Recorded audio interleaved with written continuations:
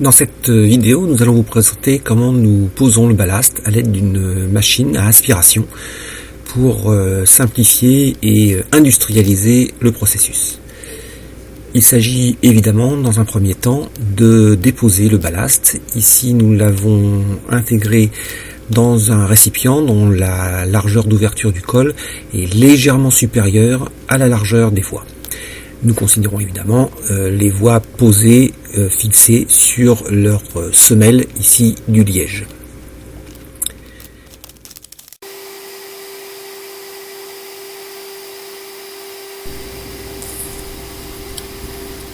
La machine d'aspiration est composée de 3 éléments.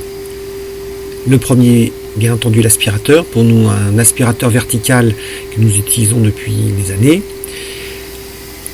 À l'extrémité, l'embout d'aspiration et un bocal intermédiaire de récupération.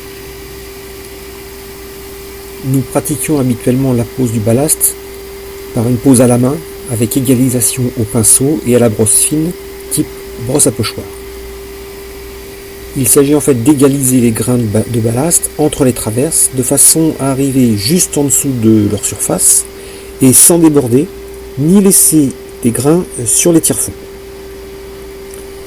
L'aspiration est réglée à un niveau suffisant pour permettre ce travail en accéléré et en aspirant également sur les flancs de traverse pour réaliser la simulation de l'épaisseur du ballast en réalité chez nous constitué par la semelle en liège.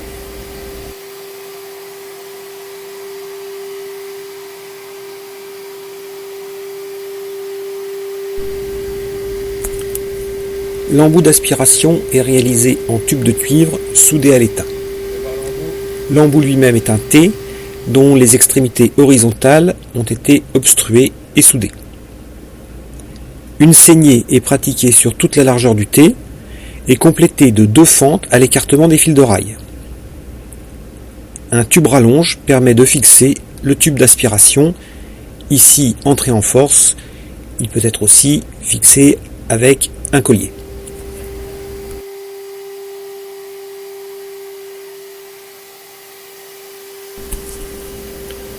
Entre l'embout et l'aspirateur, on insère un bocal intermédiaire. Il est destiné à récupérer le ballast excédentaire aspiré, éventuellement en remplaçant l'embout par un embout d'aspiration avec une petite brosse.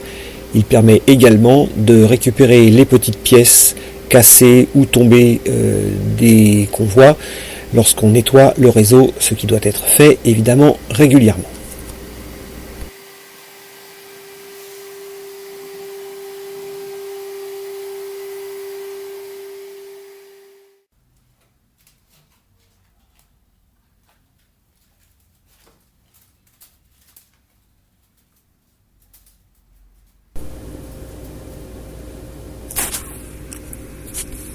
Une fois le ballast totalement aspiré et égalisé sur les voies, on procède à son collage.